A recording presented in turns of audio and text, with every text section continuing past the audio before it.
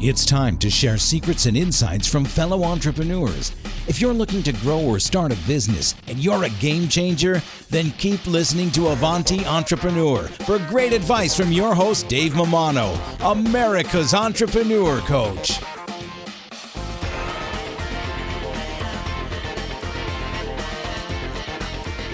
Hey, Avanti Tribe, Dave Mamano here. Just want to thank our sponsor, Paychex. You know, Paychex, they make it simple for businesses of all sizes to pay and manage their team. They make payroll easy with employee pay options, including direct deposit, checks, pay cards, and so much more. Founded over 4 decades ago to relieve the complexity of running a business so that the owners can focus on what matters most.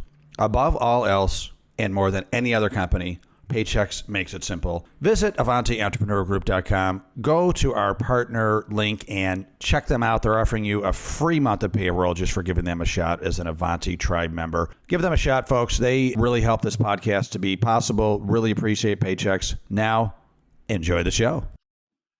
Hello and welcome to the Avanti Entrepreneur Podcast. I am Dave Mamano, your host, and we are here to help entrepreneurial achievers and business owners and leaders move forward so that they can reach their potential. And I do this by interviewing great business, the nation's, I must say, best movers and shakers around. Today, I have on the show a great guest. His name is Dr. Jason. He goes by Wojo for short, but Jason, I'm gonna go for this last name. You tell me how I do, okay? You're brave, Dave. Wojciechowski. Wojciechowski, yeah, right there. Not bad. Right there. Yeah. In fact, I have a friend named Joe Wojciechowski. I think he spells it a little bit differently, so that's why I was kind of close on the spelling. So you don't mind Wojo? Yeah, Wojo works. All right. Well, I'll call you Dr. Jason for the podcast. So happy to have you on the show. So I want to tell our Avanti family a little bit about you. Jason grew up in a small town in Massachusetts. He's been an athlete. He was an athlete in high school, many sports. Did pole vault at UMass in college. And Jason, we have that in common. I was a pole vaulter as well. There we go. Oh, way. Small world. Yeah. Not a good one, but I was a pole vaulter. You have 2 degrees, two BS degrees, 1 MS, and 1 Ph.D. So you sound like you're really smart on paper anyway, right? And I'm sure it's true in real life. You thought you were going to be a scientist. You went to Duke, graduated from Duke with a Ph.D. All right. Now we know you're smart. You're on a national level. You were a national level competitive bodybuilder. Now you're a judge. You won the North Carolina State Championship for Junior USA. Got your first job after a PhD working for the Navy doing biochem warfare research in D.C. Didn't like it, so you got into real estate investing full time. You got divorced from your first wife. One challenge was working too much. I got to give you credit. That's not always on the bio, so thanks for just throwing it out there. You became a coach for the business we're going to talk about that you're the CEO of called Lifeonaire in 2014, became a speaker in 2015, and you are now the CEO since 2016. You've been remarried 2.5 years now. You have a 19-year-old daughter adopted and a 10-month-old child, daughter or son? A daughter. Yeah, another daughter. Very cool. Daughter, Dave, I'm in trouble. Yeah. Yeah, I got one myself, so God bless. God bless. Several businesses, you're a real estate broker, a fitness coach business, real estate investing coach, Real Estate Investors Association. You also play the guitar in a worship band at church. You're on the leadership team in stewardship ministry at church, and you are the current president of the National Speakers Association of the Carolinas chapter. So, hey, Dr. Jason, you are a very full on putting the accelerator on all areas of your life. It sounds like it's going fantastic. It is, and I'm sure it has a lot of similarities to what you're doing as well. And it's one of those things that I never would have predicted where I am right now. And it's been a number of different incredible things that have happened in my life that have directed me down this path. And and so my hope is that some of my story will resonate with your audience in a way that will help them to prevent not only making the mistakes I've made, but help them cut years off their learning curve in some areas as well. Yeah, excellent. So we're going to talk about your company that you're currently CEO of called Lifeonaire. Yeah. And it sounds like it was started before you got there, right? So when was the company founded? So it was actually founded in 2009, and the founder, Steve Cook, I started off as a student in that program. And I actually, at that point in time, still had my full-time job for the Navy, like I had mentioned in the bio. And he helped me get out of that. He helped me with coaching me through real estate and business. And from there, it turned into this Lifeonaire thing. And it actually wasn't even, in fact, it wasn't even technically Lifeonaire at that point in time. It was merely a nascent, embryonic form of Lifeonaire. And I'll tell you, the way it started was Steve is this coach, and he's helping people make tons of money in real estate, except their lives are falling apart because now money, work, and the job and the business becomes everything they focus on. And now they're getting divorced, and they're getting their health is in the dumps, and all these other problems are surfacing. And that's kind of where it started. So I was a student. Yeah. Very cool. So you were a student. So you learned the program, and how were you a student? Is it an online program, or do you go in person? No, it was essentially mostly online. However, there were 3 retreats per year, 3 live masterminds per year that we kind of met up with the rest of the group. So everyone else that Steve was coaching came together in this room. And I remember talking to Steve and saying, Steve, listen, I'm not sure I belong here. I'm still a brand new, just trying to get out of the womb kind of real estate investor. And you have some hard, heavy hitters in this room. And he's like, don't worry about it. I know you're capable of great things. And just trust me on this one, have some faith. And so I joined, and the rest is history. And actually, and Dave, I know you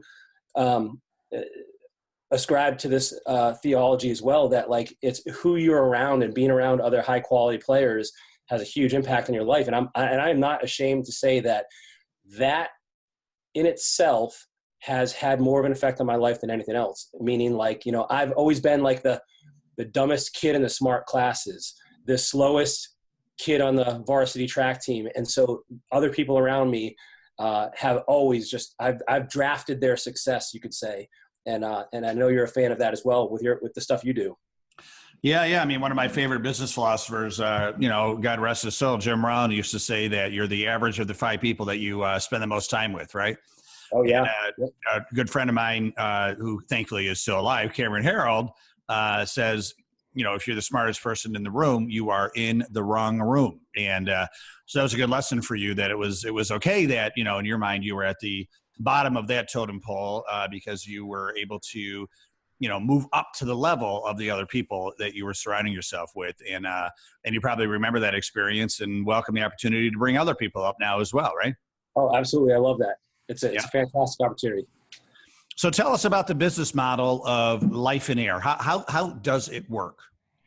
So essentially the whole mission of our company is to help people really figure out what they want their lives to look like. And I mean, in a real tangible way. So many people, I'll ask people hey, what do you want your life to look like? And they're like, oh, well, I want a whole bunch of cool stuff, and I want a great life. And I'm like, great, well, what does that look like? And so few people know, because we've all been conditioned by society, influences, friends, culture, family, whatever, to think what we should want, except I see so few people that are actually fulfilled, even with astronomical amounts of income. And so what we first do is help people figure out what they want for their life. And then we talk about business. Then we'll figure out, what do you have to structure your business like to give you the life you want? So few people do it that way. And the irony here is that small business owners, entrepreneurs, these are people that will go all in for their business, and they'll say, someday when I'm making X amount of dollars or this, whatever, then I'll worry about life. The irony is that they're forgetting that the entire purpose and the reason they've gone into business is to have an awesome life. That's the only reason anybody goes into business. Yeah, we can talk about glass ceilings, jerk bosses, long hours, but ultimately, if you don't have a great life, what's the purpose? And so we kind of reverse that and flip it upside down. Totally, not only drinking your Kool-Aid, I'm making your Kool-Aid with Avanti. I mean, that, I think there's almost like a coaching fatigue out there. There's so many business coaches these days, And I said to myself, what do I want Avanti to be about? Right. And at the end of the day, it's what I'm passionate about. And it is about, being fulfilled in all those areas of your life. Because there's nothing sadder than a rich businessman or woman who, kids are not doing well, right? Or their health is failing, or they're kind of, spiritually vapid, right? Yes.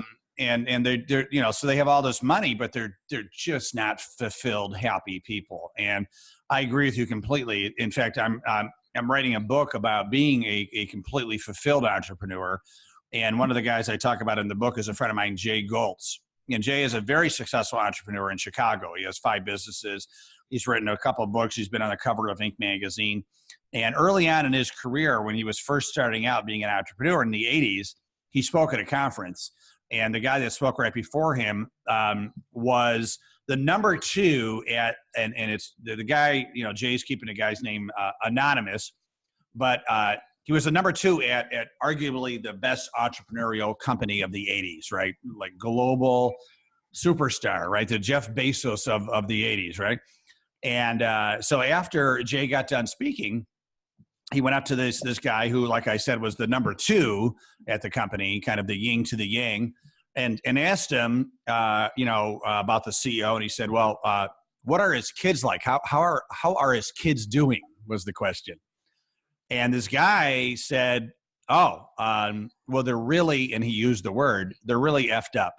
And he started to walk away, and he came back and he goes, you know what, since you asked, he goes, they're really, really effed up. Right.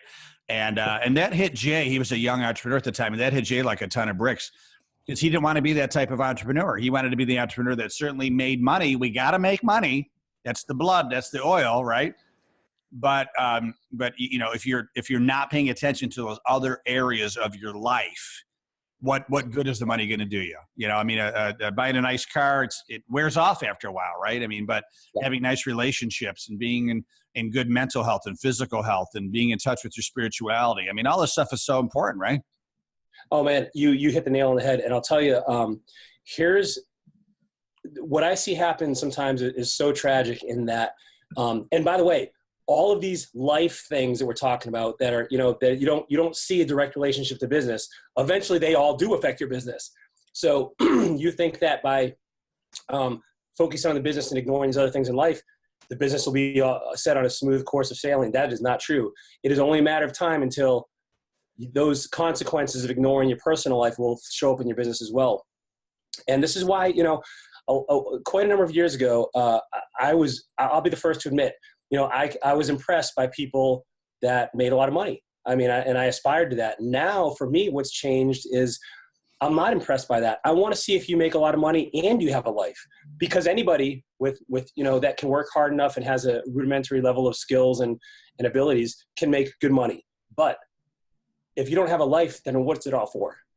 Now, the biggest lie I see, and this is the tragedy that awaits some people. And listen, Dave, I'm a slow learner. I had to learn this myself a little bit, and that's why I mentioned divorce in my bio.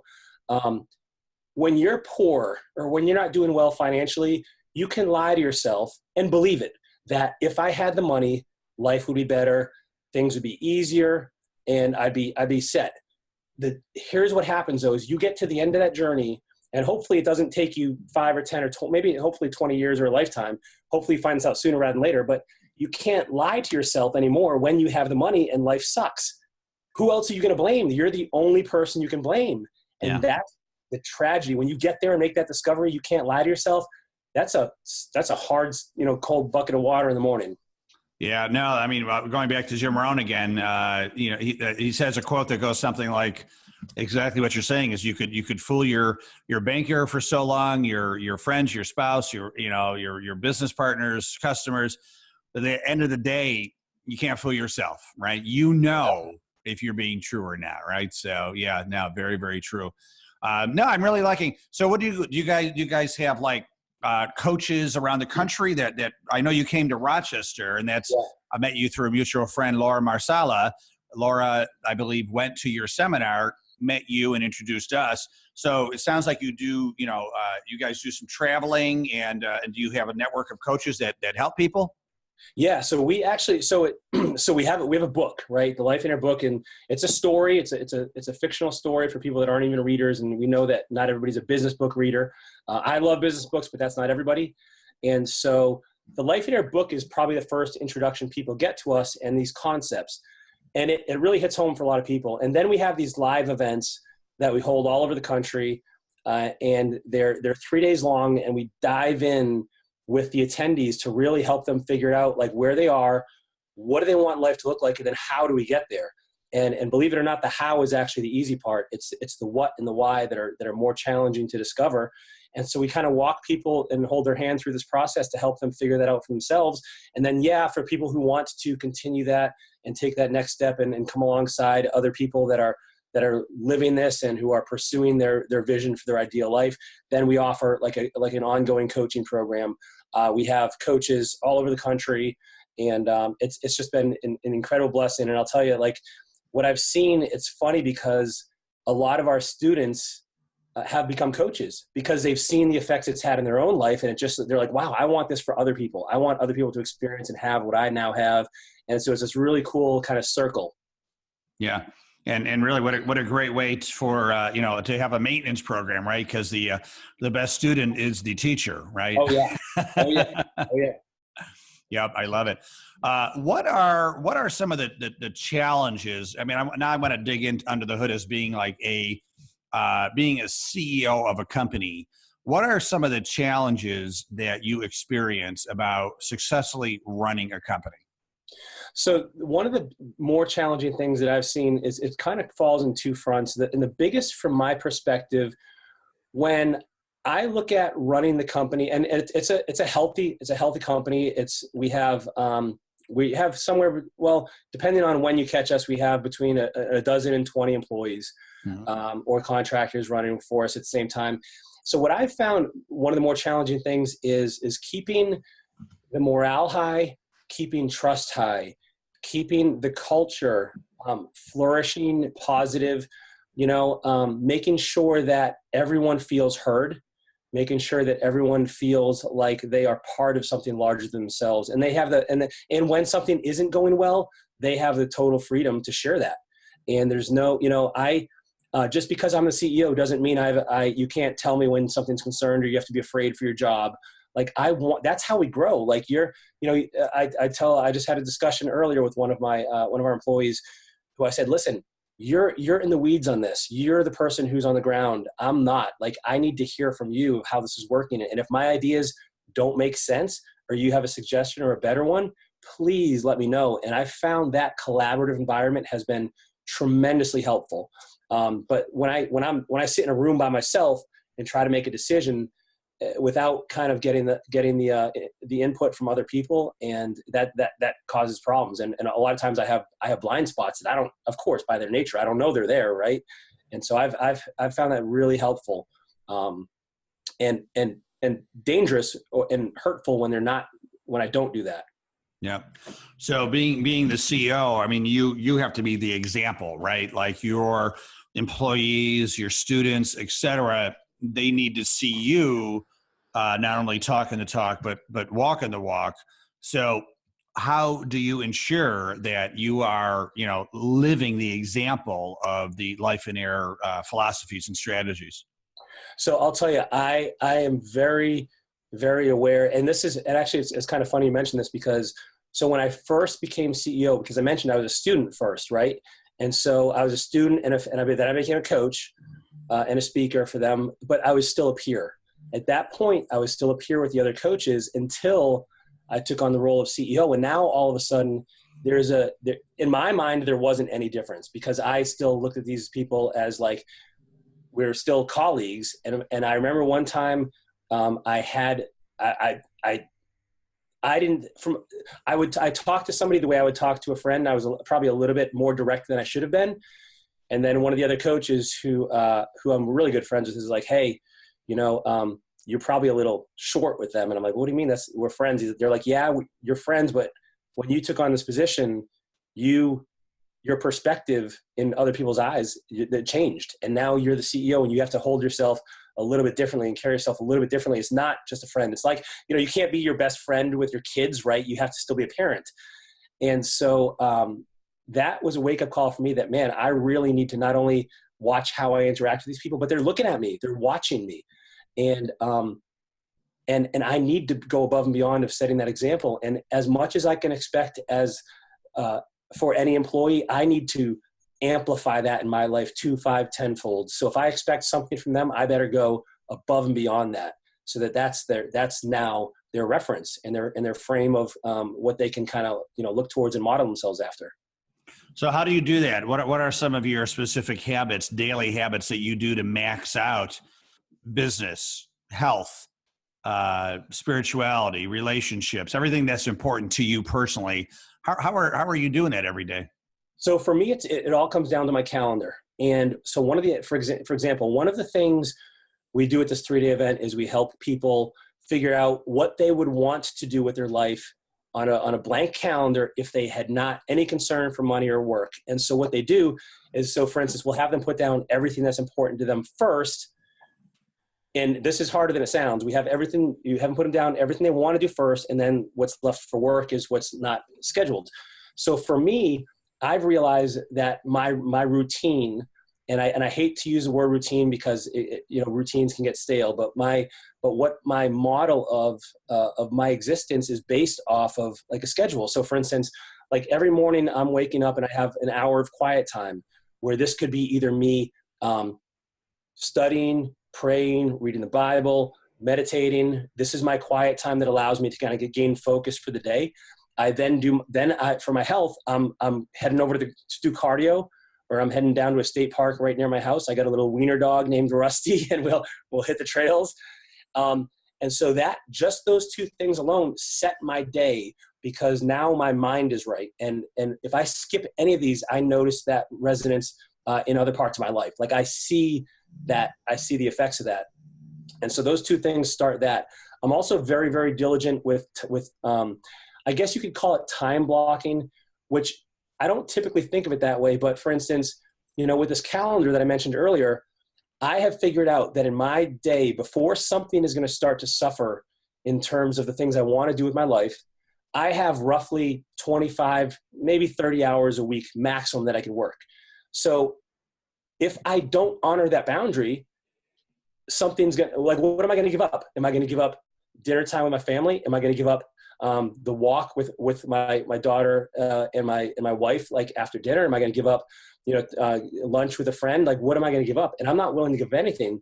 So as I really very carefully construct those boundaries, it allows me to to really focus and get things done in a really short period of time. And so basically it's the routine. It's doing certain key activities. I kind of call them I think of them kind of like keystone activities. These are a few things that if I do have kind of a ripple effect in other parts of my life. Yeah. I feel like, what do they say? Brother from another mother, if that's appropriate to say. I'm sorry, Mom. But, no, I mean, same thing. And actually, our mutual friend, Laura Marsala, was talking to her as well. Very intentional mornings, right? If you get the morning correct, the day is just so much better, right? I mean, for me, I do something similar. I get up pretty early. I used to get up at 5. I've been challenging myself to get up at 4 or 4:30, and I have a whole routine now that involves, similar to you, big glass of water, praying, reading, writing, working out, and man, if I could get those things set in the morning, my whole day is just incredible, right? And then on the opposite end too, if I could take at least a half hour, if not an hour, to put another bookend at the end of the day, right? Yes. To continue once again, just, some deep breaths, some thinking, maybe some journaling, maybe some, gratitude journaling, right? Just really ending the day in a purposeful way. And we can't do that every day, right? And people say, Dave, do you do it every day? No, but you know what? I have a vision of what my perfect day looks like, and I strive for it. And a lot of days I do it, right? And some days I can't, but I guarantee because I have a plan and a vision, I do it a hell of a lot more than someone who's just drifting with no plan, right? Oh, 100%, right? So actually two other things you just reminded me of is like, so for me, the end of the day is me lifting weights. Like I don't like lifting weights in the morning. Just for me, my body hurts. I'm old. Like things are like all creaking and cracking. So that's my book. Like at the end of the day, I have to work out now. So my wife is home with my daughter around 4:30. So I want to be home when they get home. So I'm trying to finish up my day around 3:30. Yeah. One other thing that I get a whole lot of crap from my buddies is I take a nap just about every day for about 30 to 40 minutes, 20 to 40 minutes. And I'll tell you, man, so I got so much grief over this until all these studies came out that said, it's kind of like a mental washing of your brain and you're more effective, more efficient and all this. And they have to eat their hearts out. But like, I love taking naps, and it makes me better. It really does. So I'm loving it. Everyone listening, permission to take a nap. What time do you take a nap? Usually it's around somewhere either between 1 and 2 or 2 and 3. Like that's like right, like sometime around that, in that time frame. I love it. Really. I love naps, and I got to tell you, I do sneak in a 20-minute nap. I'm a great 20-minute nap taker. Like I can literally, and I think it's just our circadian rhythms do go down around 2 or 3 every day, right? And sometimes I just can't take it, and I will close my eyes for like exactly 20 minutes. It's weird. I won't even set my alarm. Close my eyes, and I'll look at the clock like right before I close my eyes. 20 minutes later, I'm up, and I feel great. My body feels fresh. My mind, it's like a reset for the day. And you're in good company. We're in good company. Napoleon, I mean, like him or hate him, we know him, right? He took a nap every day, right? Same thing, 20 minutes, half hour. Winston Churchill took a nap every day. So we're certainly in global world leader company, right? That's awesome. Yeah, and I'll tell you, like not only do I feel refreshed, but I get great ideas sometimes. Like, maybe right before I fall asleep, something just pops into my mind that I've been working. So I have a notepad next to my bed with a pen that you should see. I just have random notes written down, either like right before I go to bed or first thing I wake up in the morning. Just things just pop in there, and it happens for naps too. Yep. I'm glad you admitted that. You're admitting awesome things. Like I've never read in a bio, because usually it's all like the highlights of the bio, right? Made $5 million by the time he was 12 and has a Ferrari and on the cover of Forbes. Jason Wojo in his bio, got divorced, right? I mean, and I think, I really have a lot of respect for you, right? You're just throwing it out there. You're like, okay, you're CEO of a company that helps people max out every area of your life. And people may say, well, what does he know? He's divorced, right? And you're saying, yeah, I am. Yes. But guess what? Life's a journey, and I'm, working on, striving on, always being better. Am I perfect? Are you perfect? No, but we're, don't take pot shots. Don't throw the first stone, right? As they would say in the Bible, don't throw the first stone, because, it's not about falling down. It's about, getting back up, right? and continuing the journey and striving. And, Jason 2.0, Dave 2.0. I mean, maybe it's 3.0, but we're not giving up, right? That's it. And I'll tell you, the reason I mention that too is because that's a perfect example of when you have your eye on the wrong thing. And so at that point in my life, I had, we had the 3-story brick home in the gated community right across the T in DC. Like we had all the trappings of success. Yeah. And I had my real estate investing business. I still have my full-time job. My wife and I are making very, very healthy money. And on the surface, I was living the dream. By the way, she was like a fitness model. She was sponsored in the magazines. And so everybody on the outside thought I had the life. Well, that's not what it was. Like, Dave, you know this, right? Like what people see and what's going on in real life isn't always reflective of each other and truthful. And so I remember my wife coming to me and saying, hey, I want a divorce. I feel like we're roommates. Like, I don't even know you anymore. Like, cause all I did was work and she did her thing. And like, it was too little too late. I tried to get her back and it didn't work, despite all my best efforts. And I can't blame her because I was part of that. Like, I didn't realize this. And that's when I realized I had sacrificed what was most important to me on the altar of success. Like what I thought was success, making a ton of money and thinking like, oh, hun, I'm doing it for us. Someday, a couple more years of this and I'll be able to retire. Well, guess what? Like saying, like you mentioned your kids, like, you know, people's kids earlier, your kid doesn't want, you know, well, yeah, maybe they do want the latest, greatest toy, but what they want more than that is their parents around. And so I learned that hard lesson. And so that was a very painful lesson for me. But you know, and maybe your listeners aren't on the verge of divorce, but perhaps they're, you know, a couple donuts away from a heart attack or one bad medical expense away from bankruptcy. And so you got to make sure you look at this stuff in an overall picture of like, how are things doing in life overall, not just the amount of money you're making. Yep. No, it sounds great, Jason. I appreciate you being so, I'll say vulnerable, right? A lot of people don't want to admit behind the curtain, right? And I often ask a lot of the entrepreneurs on my podcast, hey, would you mind sharing with me a story of when you crashed and almost burned?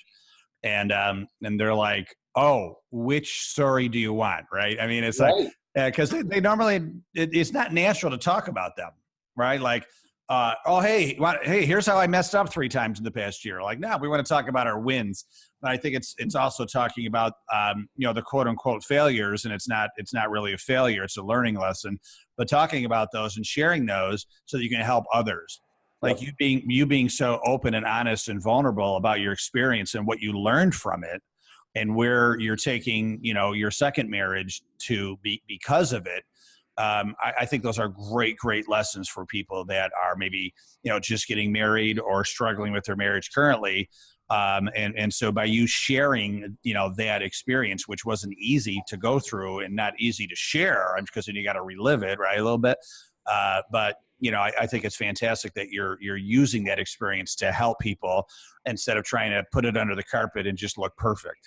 Yeah, I'll tell you, and everybody has these stories, right?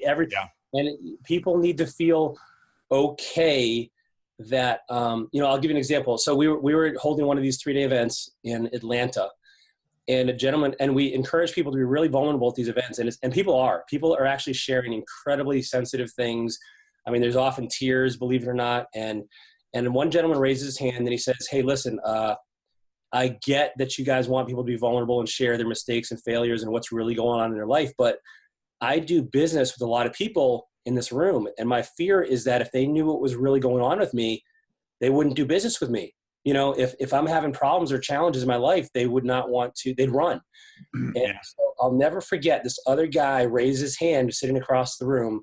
And he says, well, with all due respect, you're the exact kind of person I want to do business with if you share that stuff, because you're not the one that's going to BS me when things are falling apart and you're telling me that everything's fine. Yeah. And you're going to be the one to be honest with me when things aren't going as planned or when we have to adjust our strategy or our approach. And that's authenticity and that's honesty. And that's the kind of person I want to do business with. And I was like, wow, he said that really well. And it's true. Yeah. Powerful. Yeah, totally. Very powerful.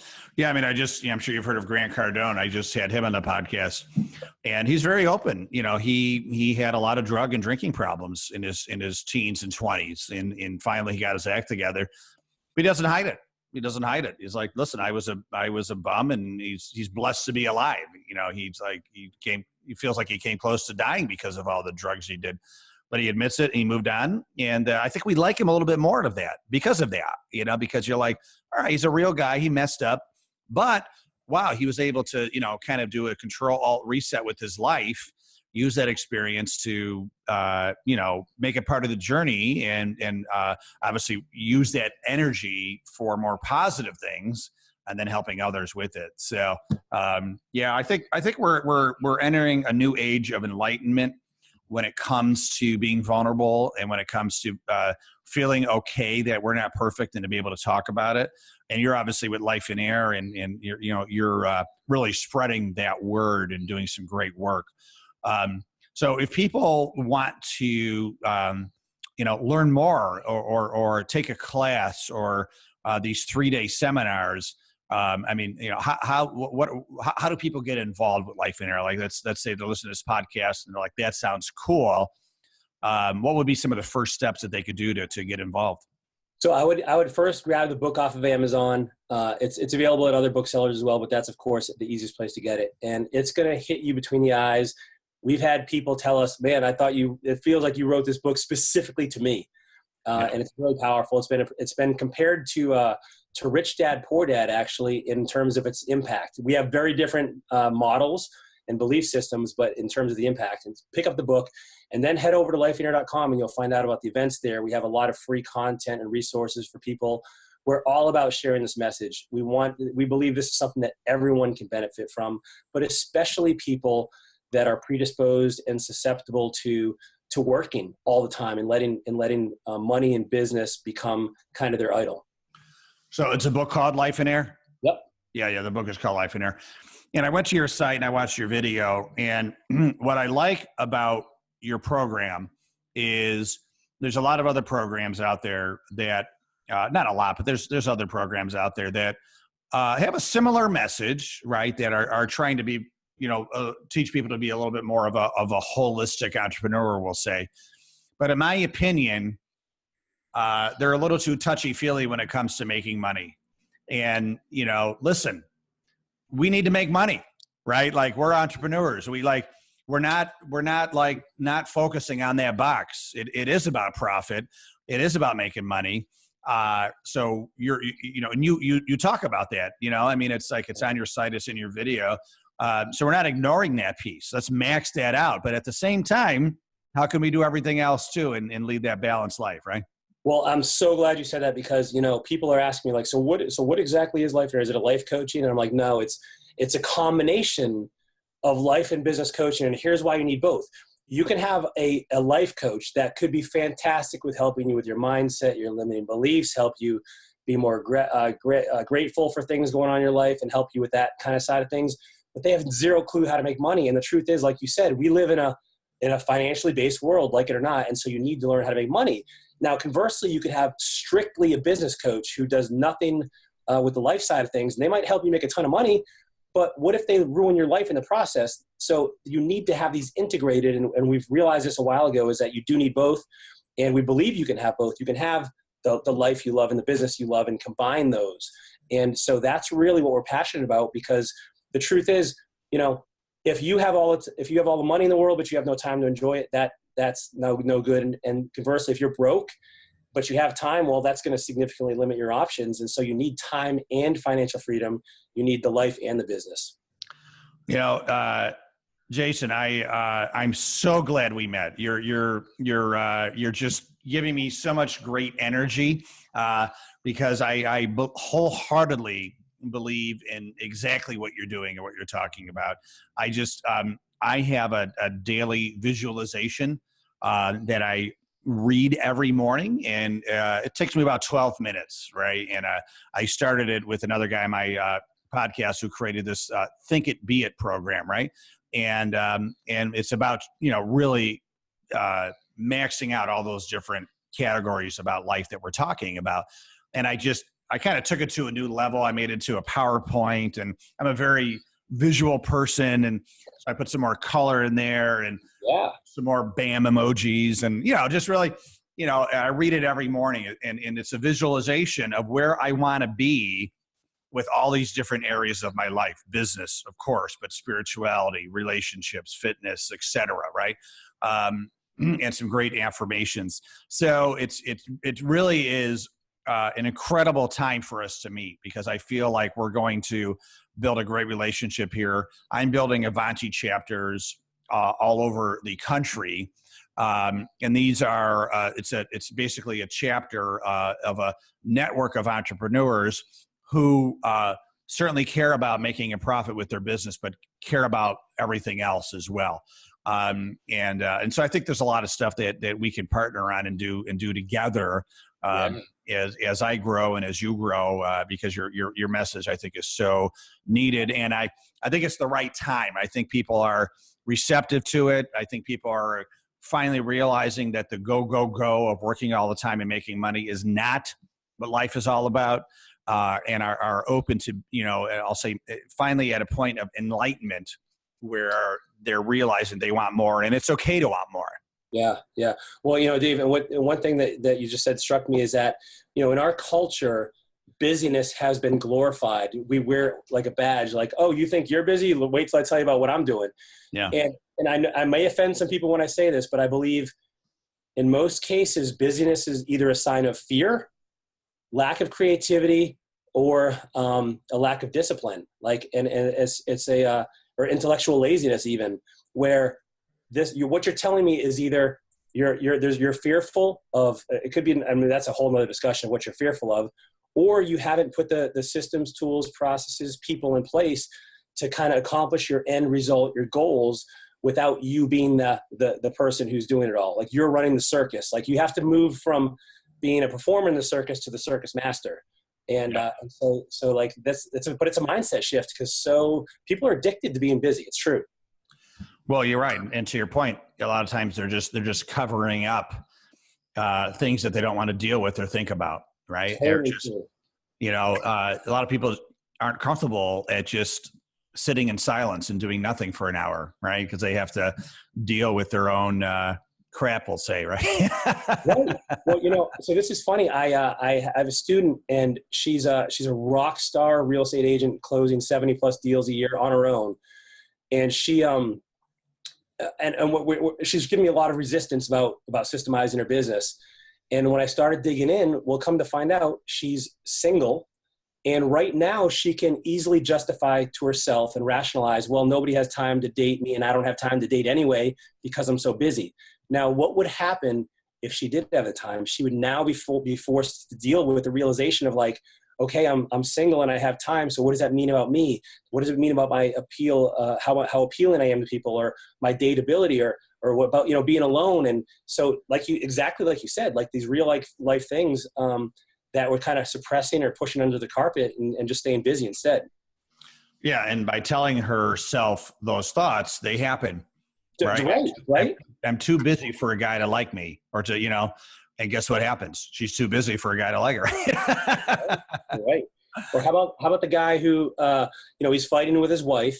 And so, of course, he doesn't want to come home from work because he's just going to have to fight and there's going to be an issue waiting to be discussed. And so he works later, right? And he just tries to avoid the discussion. Now, how does that help, right? Right. Yeah. You're pouring gas on a fire, right? Yeah, right. So it's all around us. Yeah. Well, Jason, I certainly could talk to you forever, and I'm sincere when I say this. Like, I do want to continue conversations with you about how you and I could change the world together a little bit. I feel like God brought us together for the 1-2 punch to make an impact. And once again, I'll thank Laura Marcella for the introduction. I always like to give credit where credit is due. So thanks for that introduction, Laura. And really excited to get to know you more, Jason. Where are you located again? So I live in Durham, North Carolina. Oh, so you're North Carolina. Beautiful. Oh, and, I had a question too I want to ask before. So a lot of your bio, and you talk a lot about real estate people, real estate investors and business owners, but you work with anybody, right? I mean, it's you could own a flower shop and I still could take the Lifeonaire course. Oh yeah. We have people from every walk of life, every business, nook, cranny, from brick and mortar companies to online companies to, everything in between. Good. I just wanted to clarify that for everybody. So yeah, thank you. That's excellent. Hey, Jason, if people want to reach out and get in touch with you, what's the best way? Hit me up on Facebook. It's just Jason Wojo. Or feel free to, I got a LinkedIn profile as well, just Jason Wojo. With the whole Wojciechowski thing just doesn't work. Yeah. Yeah. That's the best way to hit me up. Or you'll see me on the Lifeonaire Facebook page as well. That's just, our general page. I poke around there as well. Mm-hmm. And so I'd love to get in touch or hear from anybody. Excellent, Jason. Well, thank you so much for your time and all the nuggets that you shared. And thanks for doing what you're doing. You're doing great work for the world, and very much appreciated. And I wish you continued massive success. Same to you. Thank you, David.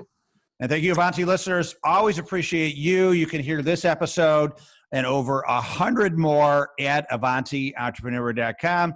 You can learn about our event we have coming up on October 16th through the 18th, where I've got a 3-day event here in Rochester, New York. We've got 10 incredible speakers and lots of great content. Our big keynote is Ellen Latham she's a founder of Orange Theory Fitness. She's got another great story similar to Jason's of just like quote unquote, a little bit of crash and burn, came back stronger. And you're going to love her and all the other speakers as well. So thank you so much, everybody. Have a great day. and stay awesome. Thank you for listening. Head over to AvantiEntrepreneurGroup.com for show notes and more helpful advice from entrepreneurs like you. Continue to find your entrepreneurial rhythm at the Avanti Entrepreneur Podcast.